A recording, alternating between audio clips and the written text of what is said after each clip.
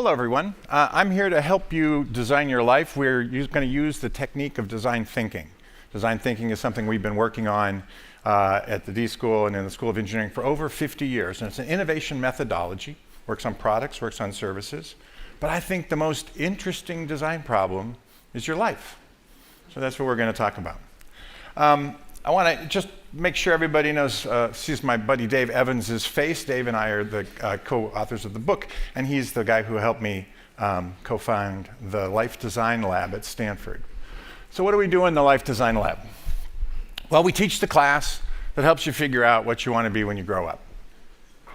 Now, I'm going to give you the first reframe. Designers love reframes. How many of you hope you never grow up and lose that childlike curiosity that drives everything you do? Raise your hand. Right. Who wants to grow up? I mean, we've been talking about curiosity in almost every one of these talks. And so I'd like to reframe this as we teach the class that helps you figure out what you want to grow into next as this life of yours, this amazing design of yours unfolds. So design thinking is what we teach, and it's a set of mindsets. It's how designers think. You know, we've been taught probably in the university to be sort of skeptical realists, rationalists. But that's not very useful as a mindset when you're trying to do something new, something no one's ever done before. So we say you start with curiosity and you lean into what you're curious about. We say you reframe problems, because most of the time we find people are working on the wrong problems and they have a wonderful solution to something that doesn't work anyway. So what's the point of working on the wrong thing? We say radical collaboration, because the answer's out in the world with other people. That's where your experience of your life will be. We want to be mindful of our process. There are times in the design process when you want lots of ideas. And there are times in the design process where you really want to converge and test some things, prototype some things. So you want to be good at that. And the other is bias to action. Now, you know, I'll say that we think no plan for your life will survive first contact with reality. Reality has a tendency to throw little things at us that we weren't expecting, sometimes good things, sometimes bad. So we say, just have a bias to action. Try stuff. Why? Why did we start this class? Well, I've been in office hours for a long, long time with my students. I've been teaching here for a while. Dave as well. He was teaching over at that community college in Berkeley for a while. And what we notice is, I'm sorry. It's a Stanford TEDx. What we notice is that people get stuck. People really get stuck, and then they don't know what to do, and they don't seem to have any tools for getting unstuck. And designers get stuck all the time. I mean, I signed up to be a designer, which means I'm going to work on something that I've never done every day. And I get stuck and unstuck and stuck and unstuck all the time. But we also noticed as we went out and we talked to folks, not just our students, but people in mid-career and encore careers, that people have a bunch of beliefs which psychologists label dysfunctional beliefs, things they believe that are true that actually aren't true. And it holds them back. I'll give you three. First one is, what's your passion? Tell me your passion, and then I'll tell you what you need to do. Now, if you actually have one of these things, these passions, you knew at 2 you wanted to be a doctor, or you knew at 7 you wanted to be a clown at Cirque du Soleil, and now you are one, that's awesome. But, you know, we're sort of research-based here at Stanford, so we went over to the Center for the Study of Adolescence, which, by the way, now goes up to 27. And met with Bill Damon, who's one of our colleagues. He's a fantastic guy. He studied this question, and it turns out less than 20% of the people have any one singular identifiable passion in their lives. So we hate a methodology which says, okay, come to the front of the line. You have a passion? Oh, you don't? Oh, I'm sorry. Go to the back when you have one. Come on back and we'll help you with that. It's terrible. 8 out of 10 people say, I have lots of things I'm interested in. So this is not an organizing principle for your search or your design. The second one is, well, you should know by now, right? Don't you know where you're going? If you don't know, you're late. Now, what are you late for exactly? I'm not quite sure. But people have, you know, there's a meta-narrative in the culture. When I was growing up, 25, you were supposed to have, you know, maybe have a relationship, maybe have gotten married, starting to get the family together. When I talk to my students, my millennial students, they'll say, oh, that's got to be like 30 or something, because they can't imagine anything past like 22. But 30 is a long way out. But we know that nowadays people are forming their lives much more fluidly. They are staying in a lot more dynamic motion between about 22 and 35. And so this notion that you're late it's really kind of, it's not only, it's like, well, you should have figured this out by now. Dave and I don't should on anybody. In the book or in the class, we don't believe in should. We just think, all right, you are wherever you are. Let's start from where you are. You're not late for anything. But the one we really don't like is, are you being the best possible version of you? I mean, because you're not settling, are you, for something that's less than the best? Because this is Stanford, obviously we all want to be the best. Well, this implies that, one, there's a singular best, two, that it's a linear thing and life is anything but linear. And three, there's this old, it kind of comes from this business notion. There's an old business saying, good is the enemy of better, better is the enemy of best. And you always want to do your best in business.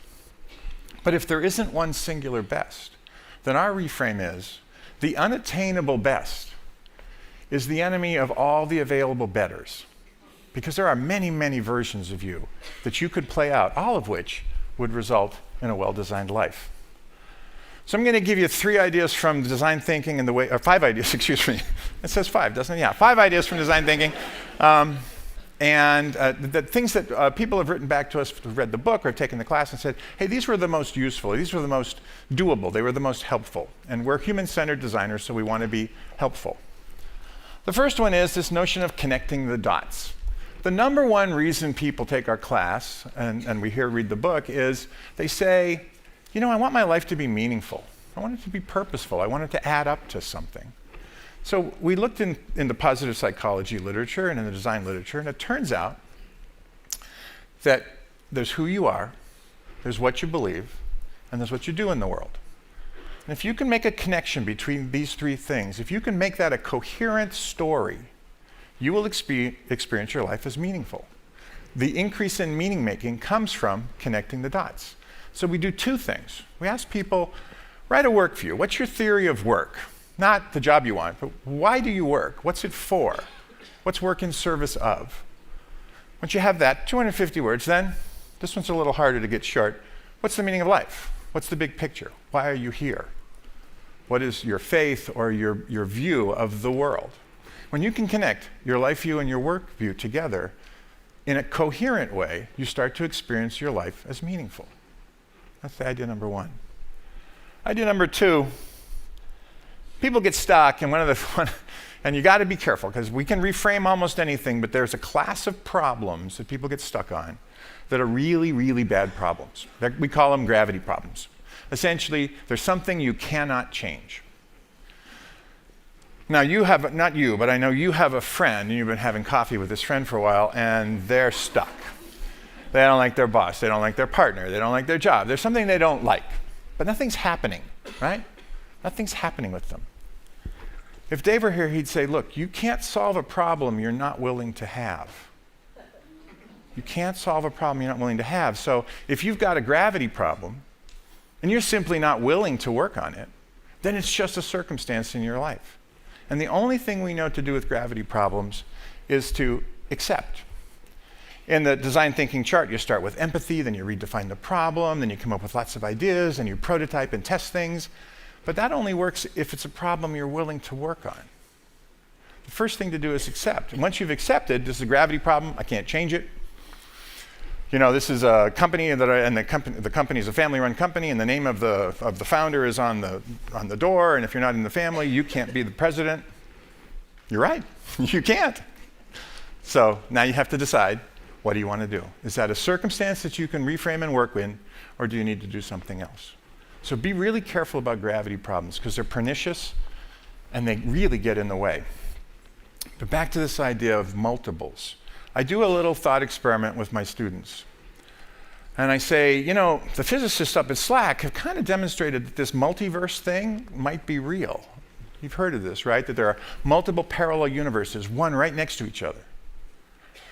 And I said, you know, we'll do a thought experiment. Let's say you could live in all the multiverses simultaneously. And not only that, but you would know about your life in each one of these instances. So you could go back and be the ballerina, and the scientist, and the CPA, and whatever else you wanted to be. You could have all these lives in parallel. When I ask them, how many lives are you? How many lives would you want? I get answers from 3 to 10,000. but we've sort of done the average. It's about 7.5. Most people think they have about 7.5 really good lives that they could live. And here's the deal, you only get one.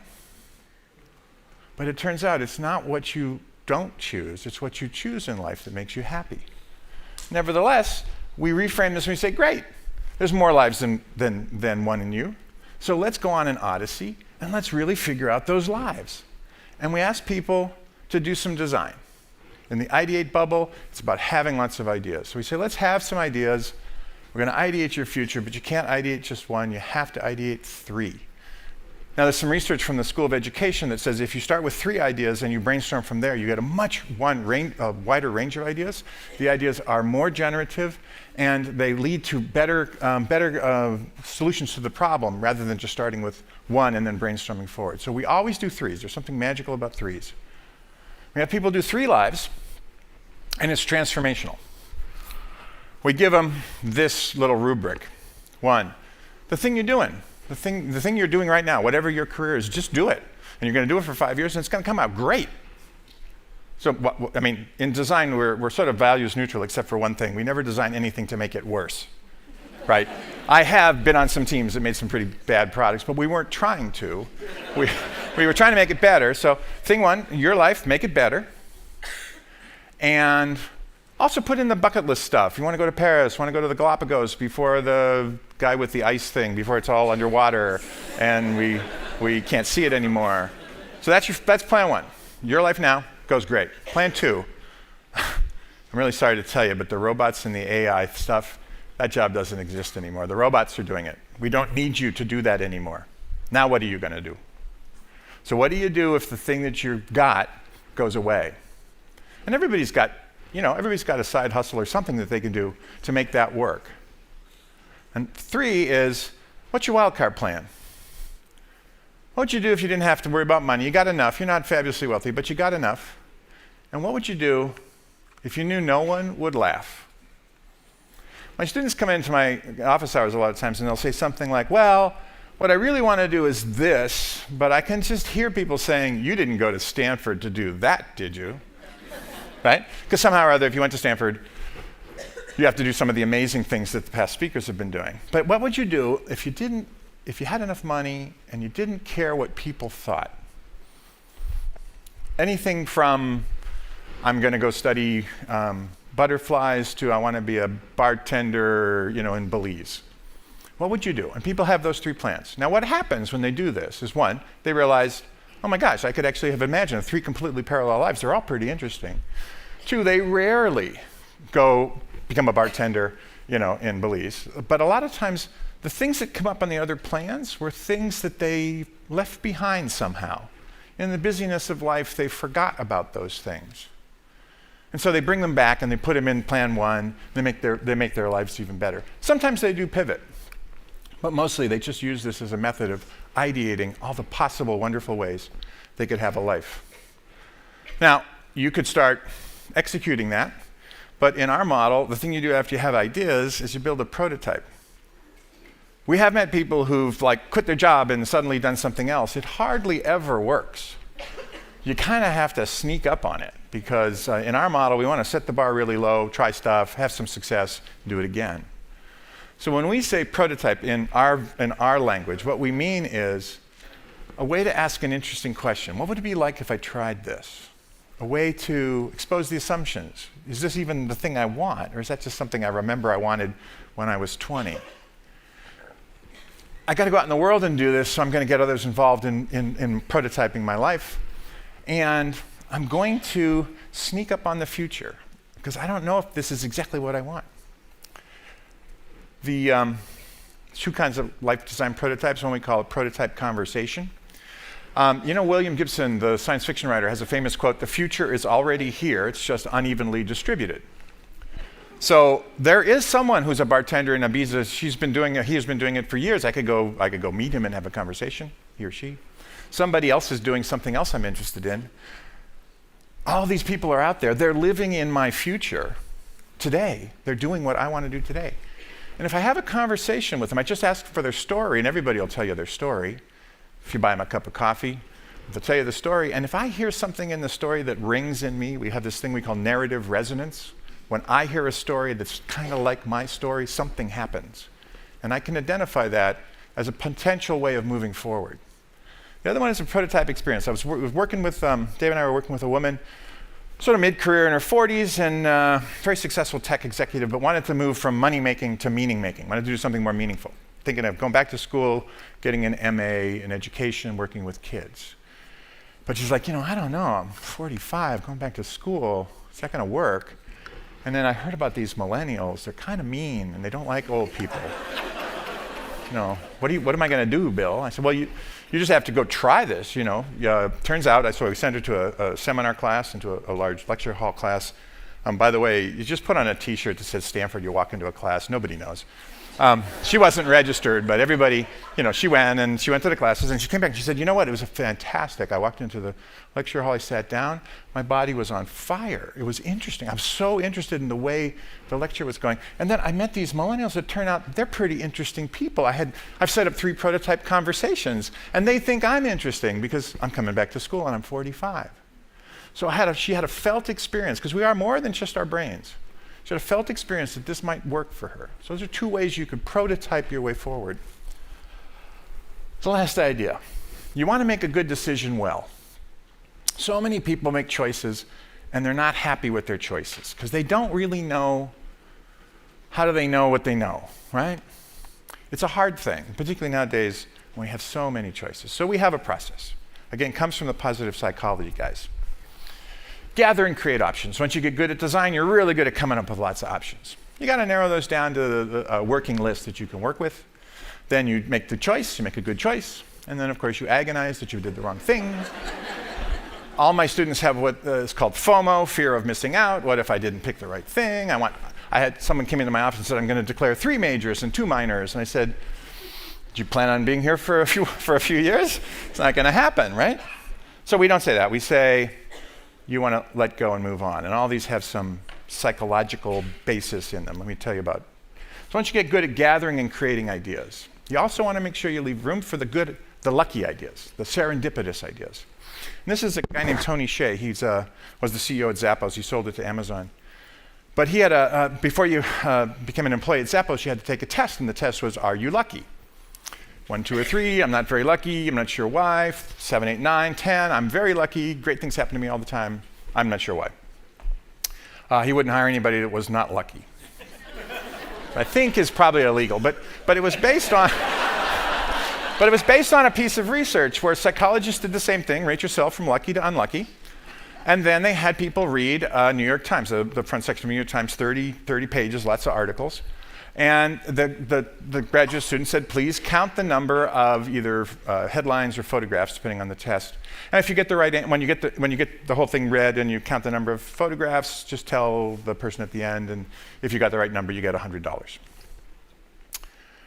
Of course, you all know that when a graduate student tells you what the experiment is, that's not the experiment.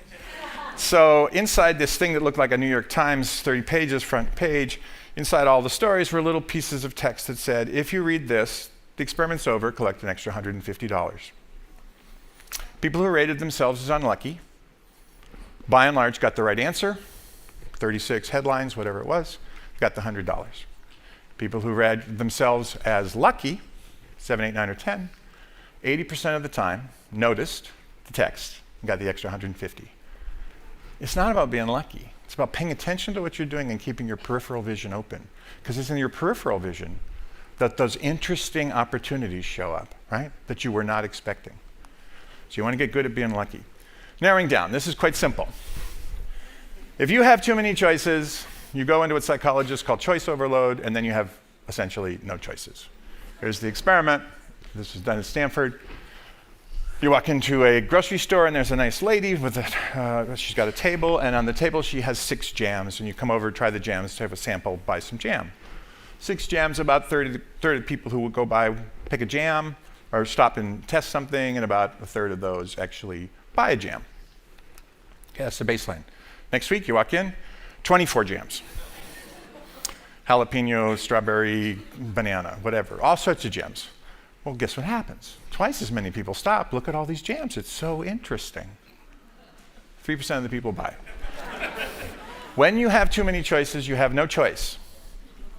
What do you do when you have too many choices? Just cross off a bunch of choices. The psychologists tell us we can't handle more than 5 to 7. I'd say 5. If you've got a bunch of choices, cross them all off. Just pick the 5 and then make your decision there. Oh my God, what if I pick the wrong ones? What if I cross off the wrong ones? Right? Well, you won't, because it's the pizza or Chinese food thing. You're at the office and everybody says, hey, let's go out to lunch today. That sounds great. What do you want to do? Pizza or Chinese food? I don't care.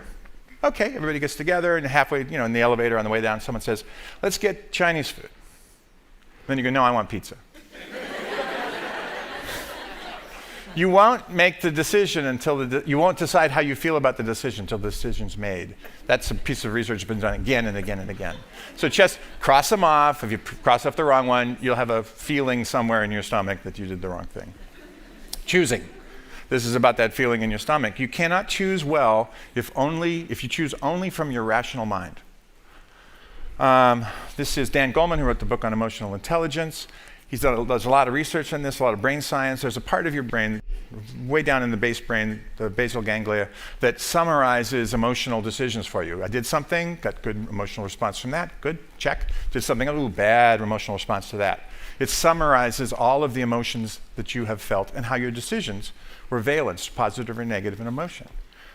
The problem with that part of your brain is it's so early in the brain, it doesn't talk to the part of your brain that talks. It has no connection to the prefrontal cortex or anything else. It's only connected to your GI tract and your limbic system. So it gives you information through felt sensations, a gut feeling. Without that, you can't make good decisions. And then the letting go and moving on. This was the hardest part for me, but this is also the work of Dan Gilbert, who is a distinguished scientist at Harvard, despite the fact that he's doing insurance commercials now. And he's been studying decision making and how do you make yourself happy. So you walk in, another psychology experiment. The postdoc has got 5 Monet prints, 5 pictures from Monet, and you rank them from best to least. I like this one the most. I like this one the least. Number 1 and number 5. Thank you very much. The experiment's over. Oh, by the way, as you're walking out, the grad student says, I kind of screwed up and I bought too many of number 2 and 3. So if you want to take one home, you can just have it. 2 conditions. In one case, take it home and have it, but don't bring it back because I'm kind of embarrassed, and just keep it. You can't exchange it. Second condition, I got lots of these. If you don't like the one you picked, you can swap it back and pick another one. And of course, everybody picks number 2. It's a little better than number 3. Bring people back in a week later, say, re-rank the stimuli. Which one do you like now? The people who are allowed to change their mind don't like their painting. They don't like the print. They don't like the other one anymore. They don't like any of them anymore. In fact, they don't like the whole process, and they have destroyed their opportunity to be happy. The people who were told, you pick it, it's yours, you can't return it, love their print. They typically rank it as number 1 and think the rest of them suck. If you make decisions reversible, your chance of being happy goes down like 60 or 70%. So let go and move on. Make the decision irreversible. And by the way, as a designer, that's no problem because you're really good at generating options. That's what you're great at ideation. You're really good at prototyping to get data in the world to see if that world is going to be the world you want to live in. So you have no fear of missing out. It's just a process, mindful of process. Collect, reduce, decide, move on. That's how you make yourself happy. So the 5 ideas, connecting the dots to find meaning through work and life views. Stay away from gravity problems because I can't fix those and neither can you. Reframe those to something that is workable. Do 3 plans, never 1. Always do 3 of everything. 3 ideations for any of the problems you're working on to make sure that you've covered not just the ideas that you had when you started, but all the other ideas that are possible. Prototype everything in your life before you jump in and try it, and choose well. There's no point in making a good choice poorly. Choose well, and you will find that things in your life are much easier. And you can do this. We know you can because thousands of students have done it. 2 PhD studies have been done in the class that demonstrate higher self-efficacy, lower dysfunctional beliefs. It's a fascinating process to watch people who don't think of themselves as creative go through this class and walk out saying, you know what? I'm a pretty creative person. what David Kelly calls creative confidence. So we know you can do it. Thank you very much. It's simple.